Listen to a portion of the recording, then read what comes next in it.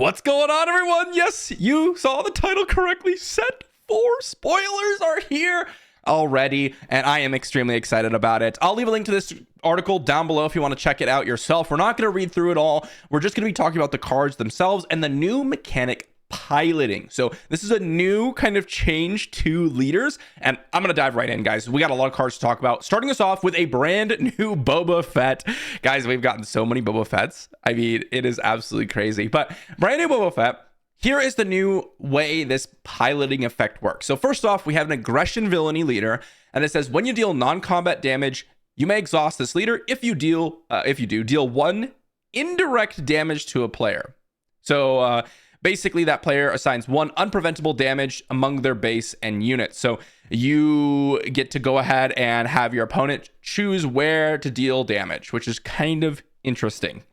That's whenever you deal non-combat damage. And then we have this epic action. This is where it gets a little bit more exciting. So dealing non-combat damage doesn't happen all the time to your opponent, but you can do non-combat damage pretty frequently to your opponent's units, right? And so you can get random damage here and there, which is kind of nice. So I do like this leader. But then we deploy on 6 resources, and here's the kicker. You get to deploy this either as a unit, a 4/7, okay, or as a upgrade to a friendly vehicle unit without a pilot. So there's going to be other pilot options, it seems, but you're able to, or maybe this is just a kind of preventative measure for Twin Suns, but basically you're able to upgrade vehicle units only, and then you get this. When deployed as an upgrade, you deal up to 4 damage divided as you choose among any number of units, and the upgrade gets +4/+4. So front side, you can see standard ability, okay, deal non-combat damage in any form. You get to deal 1 damage indirectly.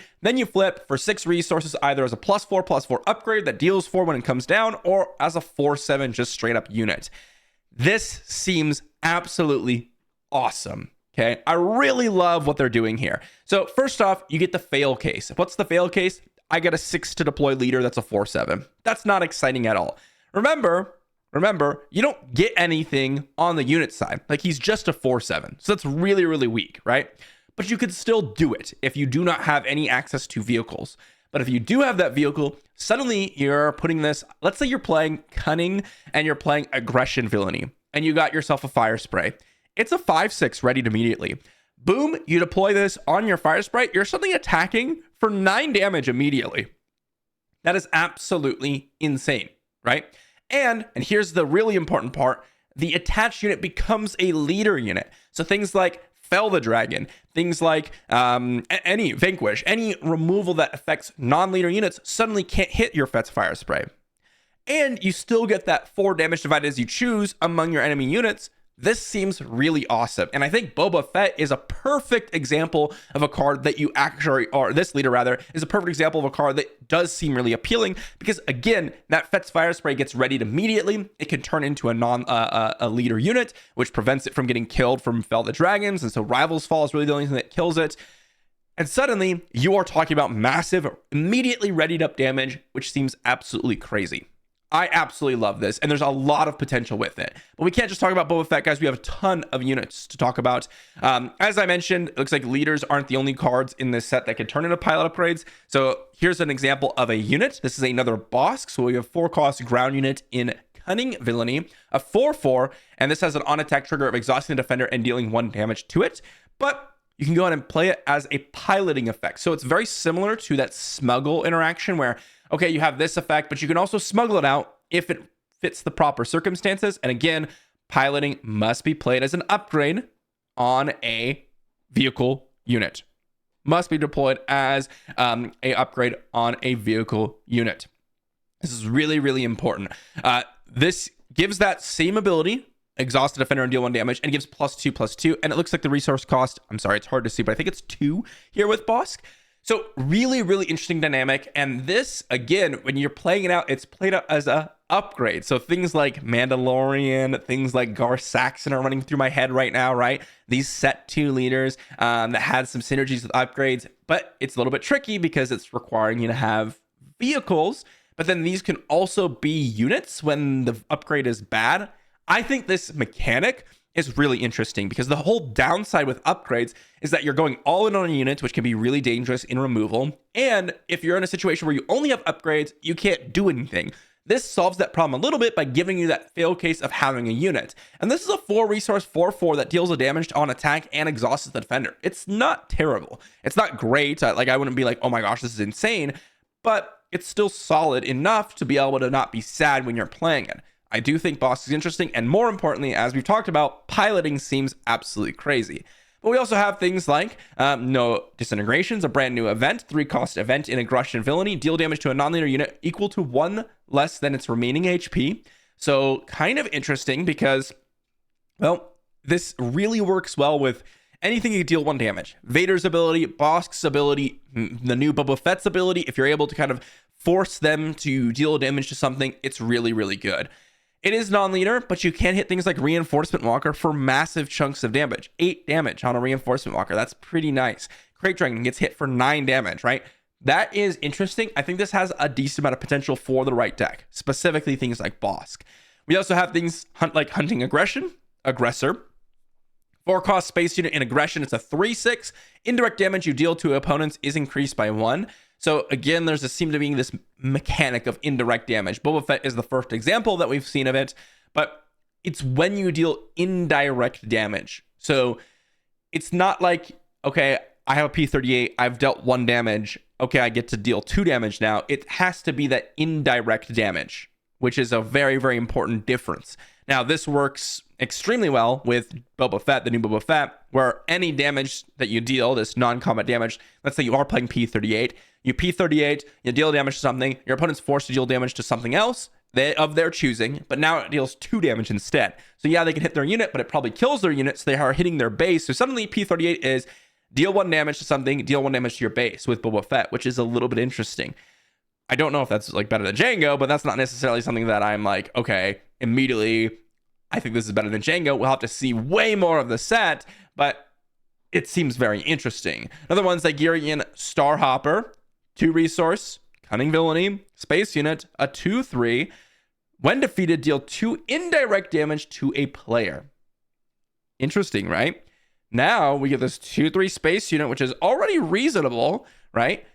When defeated, you get to deal 2 damage to something, or your opponent rather assigns 2 damage as they choose, which again, most frequently will be either killing a unit in the early game, or you just straight up deal 2 damage to your opponent's base, which seems pretty interesting. And then lastly, Fett's Fire Spray Part 2. We got ourselves a 4-cost space unit in Villainy. It's a 4/4 though, and when played on attack, you deal 1 indirect damage to a player. If you control Boba Fett, you deal 2 indirect damage to instead. So this seems like a really crazy space unit. Really, really nice way to end the game very quickly. And honestly, this seems really good in Django as well. I could absolutely see curving into this. I could see playing Nigerian Starhopper in Django. Hunting Aggressor seems specifically for indirect damage. So if you have the indirect damage deck, then maybe that's pretty sweet. But that's Fire Spray. It's a 4/4 that makes your opponent deal 1 damage to something randomly, right? It's kind of like a Cad Bane trigger on attack, except also your opponent can choose the base. But if you're playing a deck where you're really going hard into their base, then either A, you're getting a ton of value by just shrinking all their units or potentially even killing them, or B, your opponent's just not willing to give up their units, and now you're getting forced into hitting your own base, which is really, really good, right? A 4 resource 4/4 that ends up dealing 2 damage to your opponent's base on attack is a 6 powered attacker, essentially, which is absolutely crazy. In space, by the way. I mean, 4 cost units don't get to 6 power really that frequently. I mean, we're talking like heavy, right? With coordinate is really some of the few times that we're seeing it. Fett's Fire Spray looks really, really solid in that Boba Fett option. And again, you could play Boba Fett set 2. Imagine, guys, are you kidding me? Like, Boba Fett has so many cards dedicated to him. Imagine if Boba Fett set 1 wasn't banned. They just love Boba Fett. I mean, I don't know how else to say it, guys. Boba Fett absolutely is getting the most love out of any character in this game so far. I'm not sure why. I know people love Boba Fett, but he is such a minor part of the story in reality. Compared to a lot of other characters. Yes, he is much more expanded upon now, assuming you didn't read Legends or anything like that with the new series, but I don't understand it. Like, we have so many dedicated Boba Fett cards, and this one's no different. But I do think the card is sweet. But that's not all we have, right? We got a lot of new cards, including a new Chewbacca, new Millennium Falcon, never tell you only the odds, and a new Han Solo unit. So first off, new Han Solo action, reveal the top card of your deck, then attack with a unit. If the revealed card and that card unit have different odd costs, that unit gets +1/+0 for this attack. So very, very weird, right? You have this situation where you have to have a card in play, and then you have to have an odd card in play, and then an odd card on top of your deck, as far as I understand it, right? And that unit and the reveal card have different odd costs. So very, very specific. And by the way, Boba Fett and Han are the starter deck leaders, so you know. But doesn't seem like you're really going to get that trigger all that frequently. I suppose you can use it to kind of just reveal the top card of your deck and plan ahead. But he does deploy for 5 as a 3/7 if you want, or as an upgrade for +3/+4 for each friendly unit or upgrade that has an odd cost. Ready a resource. Now, mind you, this goes ahead and counts itself. So 5, that means that you're going to ready up at least a single resource. This seems really good, right? If you're playing this odd style of deck, and remember, you're deploying on 5, so you'll potentially have a 5 resource deploy. But let's say you're playing a deck and you have a lot of 1s and a lot of 3s. And maybe you're playing a lot of 1 cost upgrades. You could potentially ready a full 5 resources, right? Let's say you have a 3 cost space unit, and you maybe have like a 1 cost space unit, or maybe you put a 1 cost upgrade on your space unit, and then you put Han Solo on something. You only need 4 other things in play with odd costs for this to come down and then ready up your entire resource array. That seems really crazy. More likely than not, I see this readying like minimum 1, right? But also like potentially 2 or 3, because it is deploying as an upgrade if you are going to get that ready. So you probably have a vehicle down. Maybe it's a 5 cost vehicle, maybe it's a 3 cost vehicle. So you probably already have a vehicle, which means 2 resources is probably the most common. But I could definitely see this readying up 3 resources, and we've seen how powerful that is in Boba Fett. This has some potential for sure, but it's very different, right? Because you are playing it as an upgrade, which means you are forced into that situation where, well, hey, I need a vehicle, and I probably want it to be a space unit. Another thing to note with this Han Solo is that it's a rebel. It's a rebel, and rebels are really good, right? These are the core synergies that make up the vast majority of heroism decks in terms of more aggressively focused. And this seems like a little bit more of an aggressively focused deck. So I could see some massive potential with Han. I am pretty excited about that. But we also have a new Millennium Falcon, and this one is a rebel unit as well. It's a 3 cost space unit in heroism. It's a 3/4, so pretty good stat line. You may play or deploy 1 additional pilot unit on this unit, and this unit gets +1/+0 for each pilot on it. So you can get 2 pilots on the Millennium Falcon. It's a 3/4 rebel space unit, all of which is pretty good.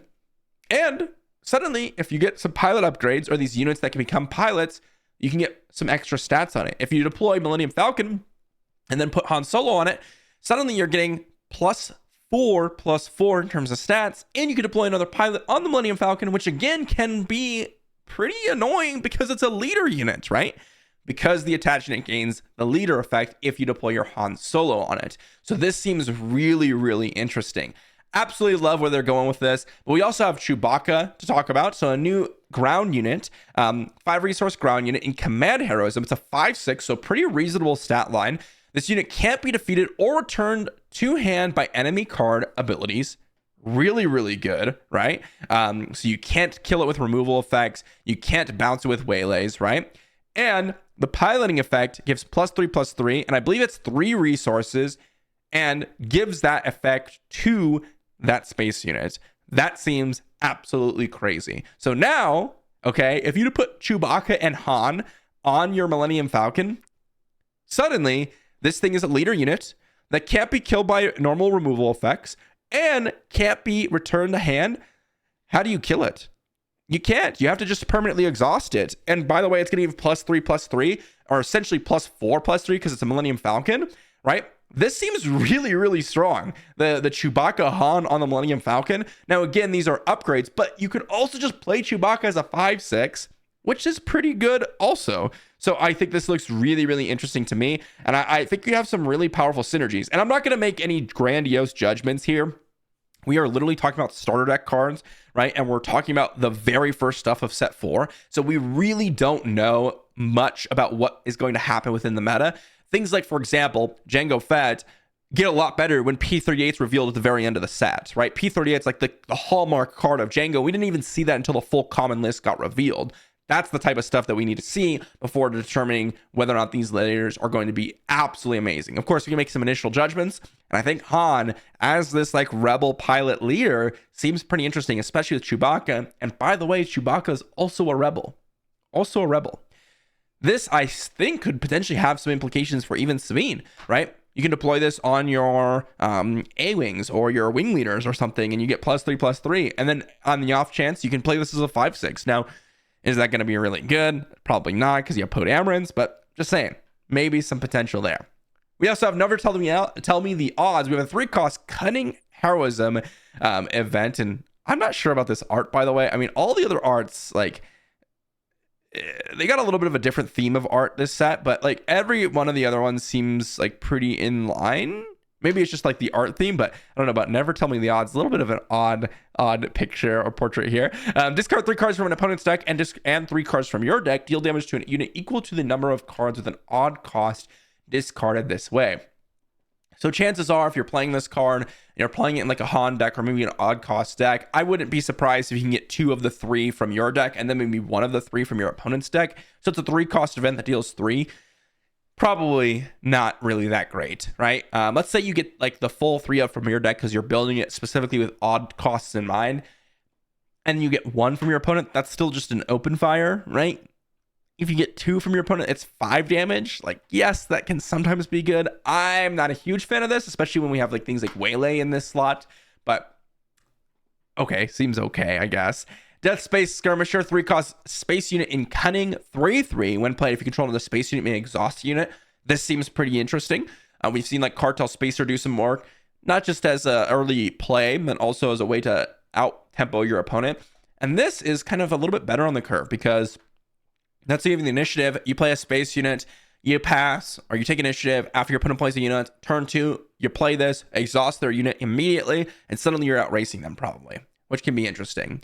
And then lastly, we have Tandem Assault, attack with a space unit. If you do, attack with a ground unit, and that ground unit gets +2/+0 for this attack. So a little bit interesting. I would have loved to see a little bit more value because right now we have to have a space unit and a ground unit, which is possible, but the value is +2/+0. And if you think about like Rebel Assault, for example, this just has 2 Rebel units and you get to get +1/+1, which might seem a little bit more restrictive, but I actually find Tandem Assault to be more restrictive than Rebel Assault. And that's really the only other effect that's being played of this type. I would have loved to see attack with a space unit, get +1/+0. If you do, attack with a ground unit, and that ground unit gets +2/+0. That way, here's the fail case. Attack with a space unit, get +1/+0. Straight up. Now, it's just, okay, if I don't have a ground unit, this does nothing. Like, straight up nothing. Okay? That's pretty mediocre.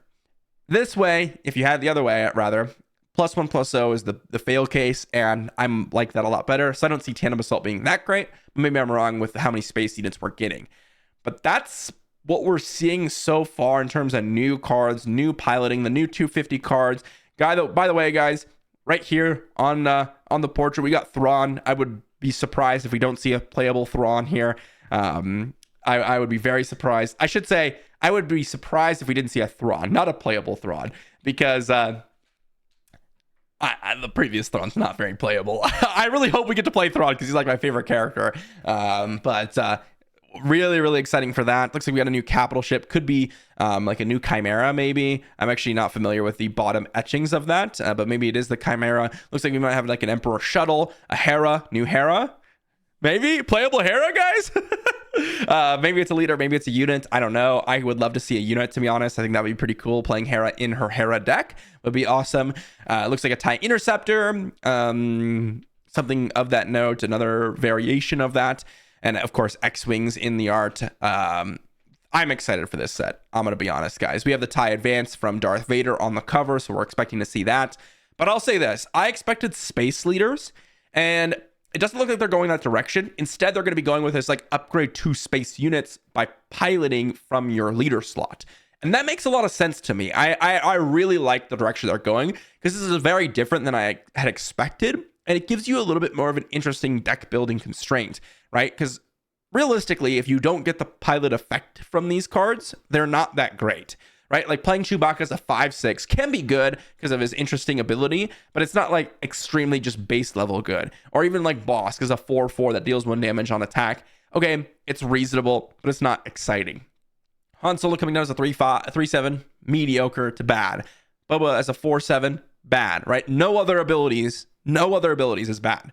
But if you get the pilot effect, suddenly you can do some really crazy things. As we talk with Boba, suddenly Fett's Fire Spray's attacking for this massive chunk. If you're able to get Han Solo and Chewbacca on a Millennium Falcon, suddenly you're readying up a bunch of resources, and your Millennium Falcon is going to be absolutely massive and unkillable, right? That's the type of stuff that I think is really interesting, and I cannot wait to see what the rest of the set entails. Let me know what you think in the comment section down below, guys. Thank you for watching, and I'll see you all for the next one.